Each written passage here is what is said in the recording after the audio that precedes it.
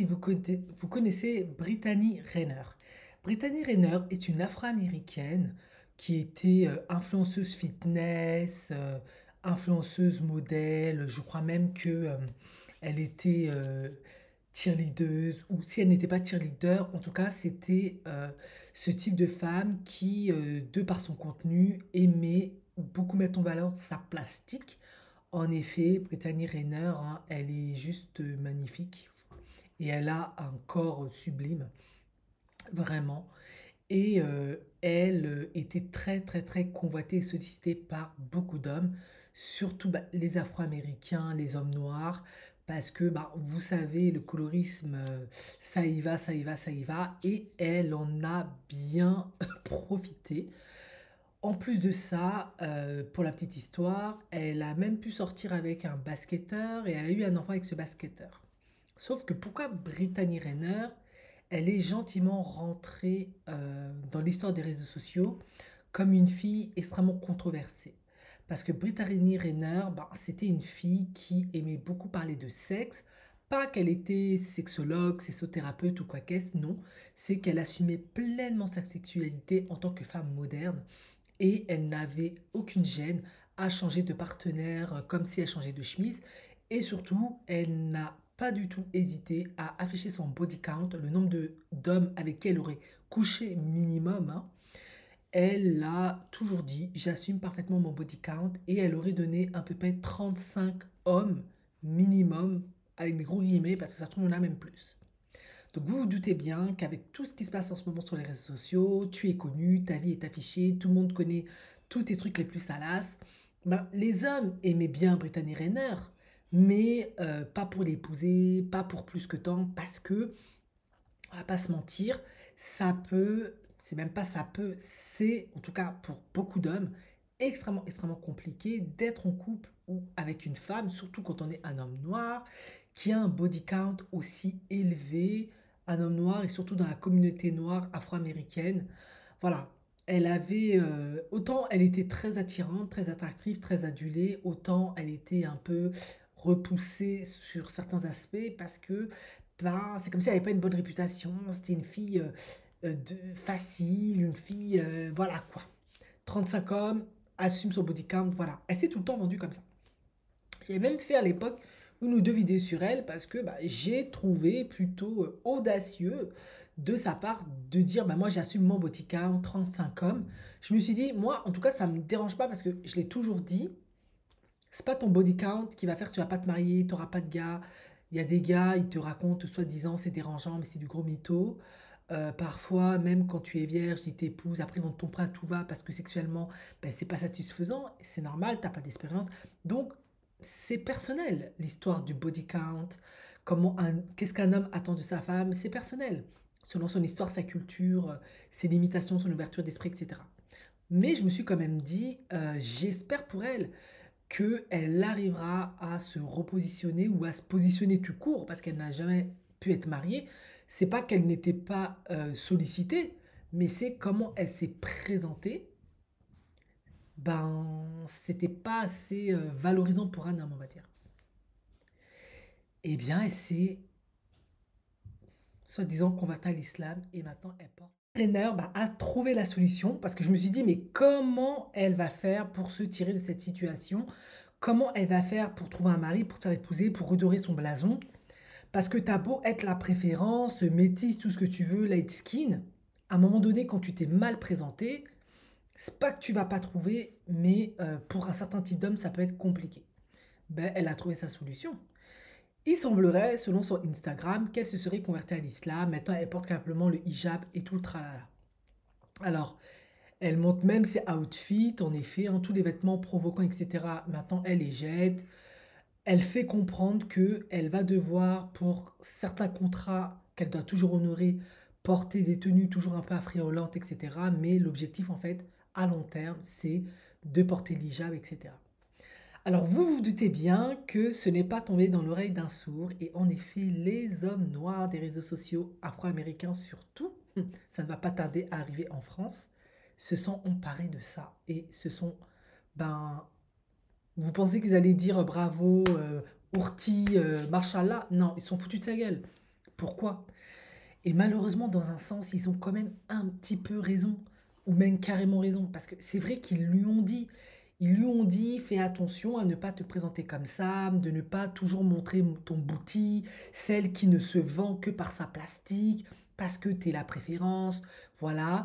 Ne donne pas ton body count, ne couche pas avec des hommes à gauche à droite, ne te fais pas avoir par ce phénomène qui est que tu pourras coucher avec qui tu veux et tu pourras toujours te repositionner. Tu es quand même dans la communauté noire, tu n'es pas une whitey. Et elle n'a pas écouté. Et je pense que maintenant, comme elle a dépassé 35 ans, elle a un petit garçon, je crois, ben, gentiment, dans le cas de elle, parce que d'autres, hein, elles arrivent à se positionner, un star de porno, whitey ou autre, elle se positionne, elle se marie. Hein. Donc, ben maintenant, elle est confrontée à une triste réalité, je crois, c'est qu'elle n'arrive pas à trouver un gars. Donc, comment convaincre un homme que c'est une femme bien? Ben, elle a trouvé, je suis désolée de dire ça, hein, je sais que vous allez venir, mais non, tu peux pas lire son cœur, il n'y a que Allah qui peut lire le cœur des gens. Blablabla, je connais tout ça, ouais, vous allez me sortir les versets, les hadiths, on a compris. C'est pas ce que je dis. Je dis qu'à un moment donné, comment, ça me rappelle beaucoup Maëva Genam pour le coup, comment tu vas faire pour convaincre que tu es devenu quelqu'un de bien?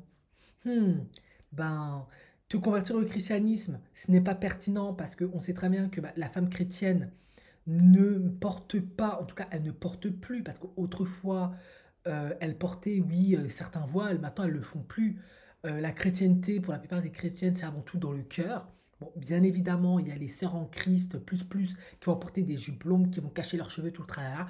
Mais la majorité des femmes chrétiennes n'affichent pas leur religion visuellement. C'est dans leur cœur, dans leur vie quotidienne, etc., qu'elles le pratiquent, dans leurs actes, qu'elles montrent leur chrétienté, leur foi. Mais les femmes musulmanes, pas toutes, mais beaucoup, quand elles veulent montrer je suis vraiment une musulmane convertie à fond et tout, la sœur qu'on doit respecter, honorer, bah, elles portent le voile. C'est un fait. C'est un signe de chasteté, de piété, de soumission à Allah et tout le tintouin.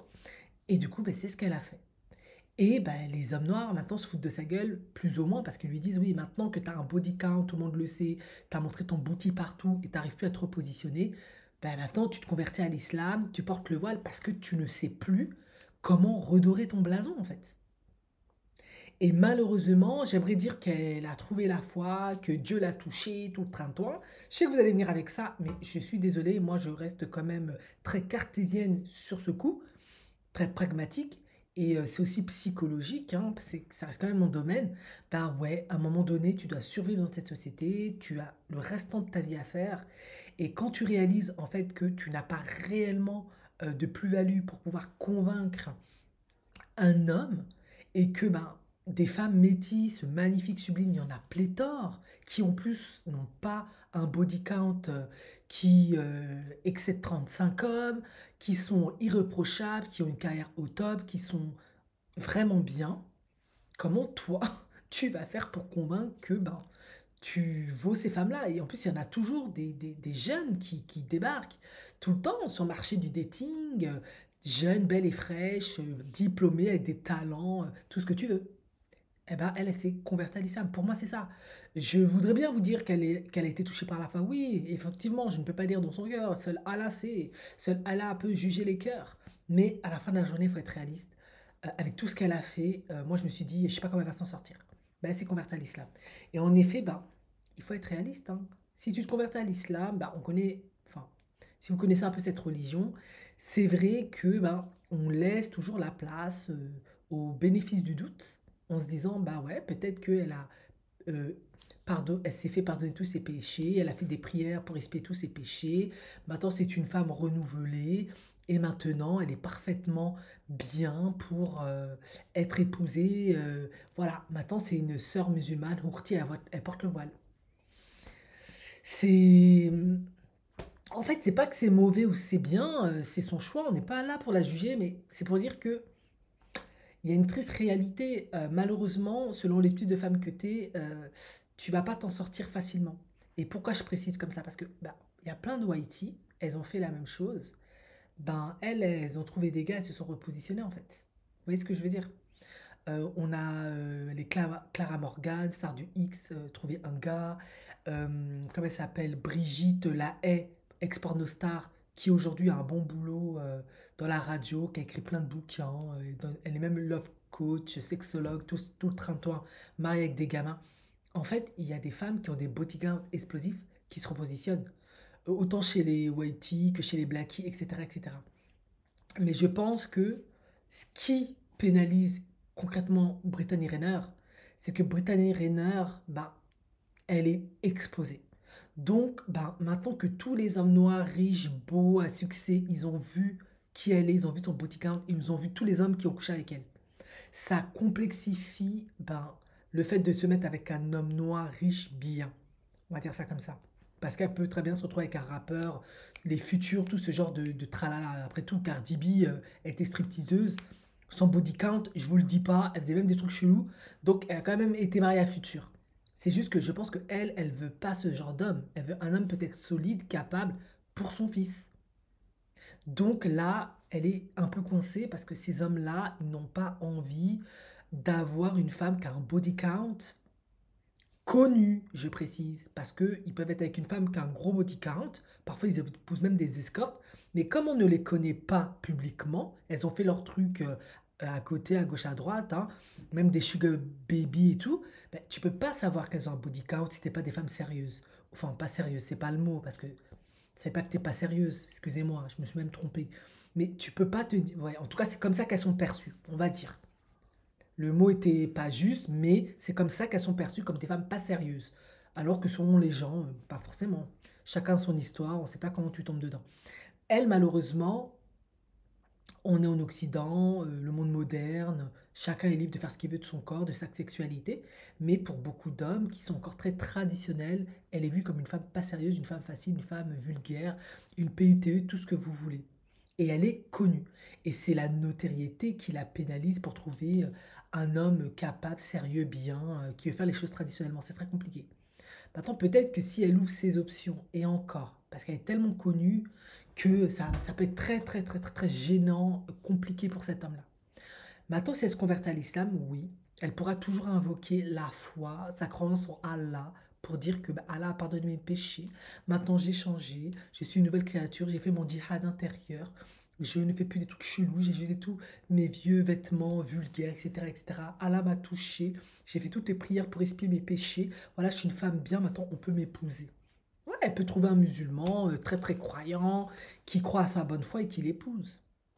Et après, bah, on verra ce qui se passe. Est-ce que elle est réellement convertie, réellement transformée, et elle va rester voilée comme ça, ou ben, à un moment donné, elle va se dire non mais c'est juste insupportable cette vie.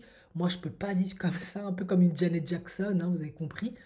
Et à la fin, elle va tout bazarder. Parce que bah, il faut quand même être un peu réaliste, hein. Si elle est comme ça, soit elle cherche un homme converti, soit elle cherche un homme noir, genre de la Nation of Islam, ou elle cherche un homme arabe, genre saoudien, qui a de l'argent, qui voudra bien se mettre avec elle parce qu'elle est britannienne, elle est très jolie. Et voilà. En tout cas, on verra ce que l'avenir réserve, mais effectivement, on va pas faire les naïfs ici, on va pas être hypocrite.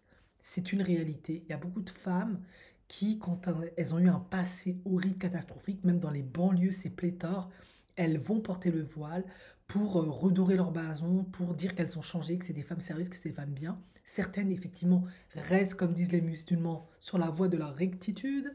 Et d'autres, malheureusement, parce qu'elles n'ont pas changé, parce que c'est pas ce qu'elles veulent, c'est juste une protection, une couverture. Elles font toujours plein de dingueries derrière.